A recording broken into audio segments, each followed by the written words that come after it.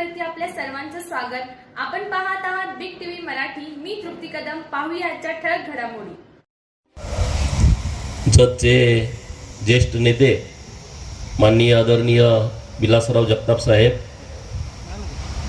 जत नगरीचे प्रथम नागरिक माननीय डॉक्टर रवींद्र अरळी साहेब, व्यासपीठावरती उपस्थित जतचे माजी सरपंच, सांगली कृषी उत्पन्न बाजार समितीचे माजी सभापती माननीय सुरेशरावजी शिंदे सरकार, जतचे उपनगराध्यक्ष माननीय विक्रमदादा ताड, जतचे प्रांताधिकारी माननीय नष्टे साहेब, ठरल्याप्रमाणे संध्याकाळी मावळणारा आणि दुसरा सूर्य माझ्या डाव्या बाजूला, ज्यांनी भारतातल्या सर्वसामान्य लोकांना माणूस म्हणून जगण्याची संधी मिळवून दिली, गुलामगिरीचं ओझं डोक्यावरचं कमी केलं आणि आपल्या सर्वांच्या जीवनामध्ये काळ्या कुट्ट अंधारात जे आपण होतो त्यांना प्रकाश देण्याचं काम केलं, असा तळपता सूर्य डॉक्टर बाबासाहेब आंबेडकर हे जर भारतामध्ये जन्माला आले नसते तर आज आपल्याला माणूस म्हणून जगण्याची संधीच मिळाली नसती। जगताप साहेब पण आमदार झाले नसते, मी पण आमदार झालो नसतो, हे जर संविधान नसतं तर। कारण ठराविक लोकांना, मुठभर लोकांना सत्तेचा अधिकार द्यायचा, मुठभर लोकांना मताचा अधिकार द्यायचा, अशी काही लोकांनी धारणा मांडली होती की भांडवलदारांनाच मताचा अधिकार द्यायचा। परंतु डॉक्टर बाबासाहेब आंबेडकर साहेब ठाम होते की या देशातल्या सर्वसामान्य झोपडीत राहणाऱ्या माणसाला पण तोच अधिकार असेल, तोच अधिकार या देशातल्या सर्वात मोठा जो श्रीमंत असेल, भांडवलदार असेल, त्याही माणसाला एकाच मताचा अधिकार असेल। आणि म्हणून आज आपण ताटमानेनं प्रत्येक निवडणुकीमध्ये सामोरं जाऊ शकतो, उभा राहू शकतो। देशामध्ये जी विषमता आहे ती विषमता नष्ट करण्यासाठी डॉक्टर बाबासाहेब आंबेडकर साहेबांनी संविधानामध्ये त्याची तरतूद केली की आपल्यामध्ये समानता असली पाहिजे, आपल्याला समान संधी मिळाली पाहिजे, आपल्यामध्ये उच्च नीच कोणी असता कामा नये। आणि म्हणून आज अनेक वेगवेगळ्या सामान्य कुटुंबातील मुलं या रिझर्वेशन प्रक्रियेमुळं, आरक्षणाच्या तरतुदीमुळं आज वेगवेगळ्या क्षेत्रामध्ये आपला ठसा उमटवतायत। म्हणजे सामाजिक असेल, नोकरीतलं असेल, शिक्षणातलं असेल किंवा राजकीय ठिकाण असेल, तिथं वेगवेगळ्या ठिकाणी या उपेक्षित लोकांना संधी मिळते आणि त्या संधीचा उपयोग माननीय कांगणे सरांचं आकाशानं आपली भूमी पुनीत झालेली आहे। आणि आता माझं आणि जगताप साहेबांचं पण बोलणं झालं की एक चांगलं मला आलेलं आहे आणि त्यानुसार दोन विषय, इथं सांस्कृतिक मोठं सभागृह आणि जिथं बाबासाहेबांची सभा झाली ते एक सभागृह खूप जुनं झालेलं आहे, असे दोन विषय आता आम्ही पूर्ण अंतिम टप्प्यामध्ये आणलेले आहेत। तर ते विषय आम्ही आता मार्गी लावून घेतोय।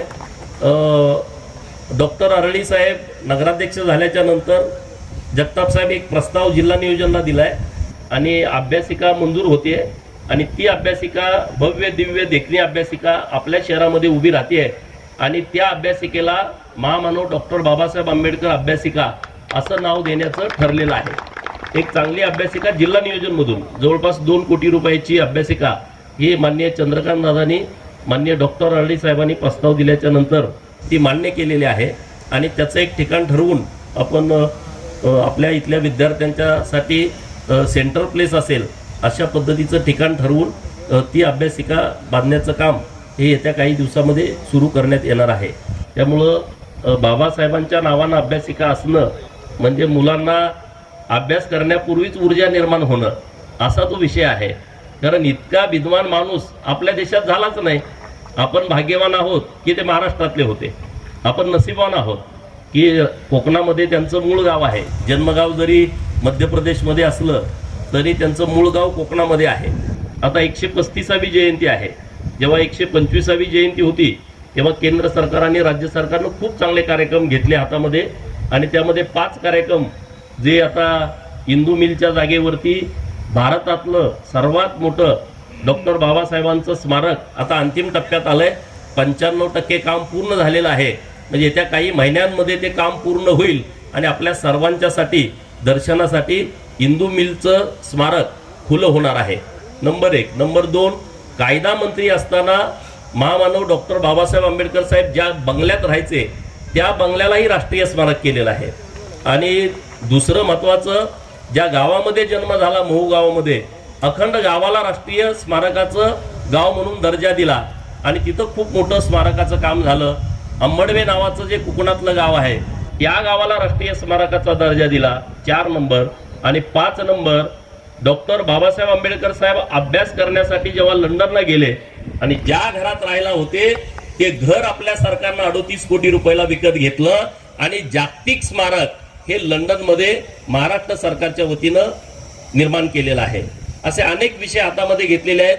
जिथं जिथं बाबासाहेबांचं जाणं झालं, जिथं जिथं बाबासाहेबांच्या अस्थीचे कलश आहेत त्या प्रत्येक ठिकाणी 5 कोटी रुपये देऊन तिथं भव्य आणि दिव्य डॉक्टर बाबासाहेब आंबेडकर साहेबांचं स्मृती जतन करण्याचं काम हे आपल्या जरी राजकीय व्यासपीठ नसलं, माझं काम आहे सांगणं की आपण काय करतोय.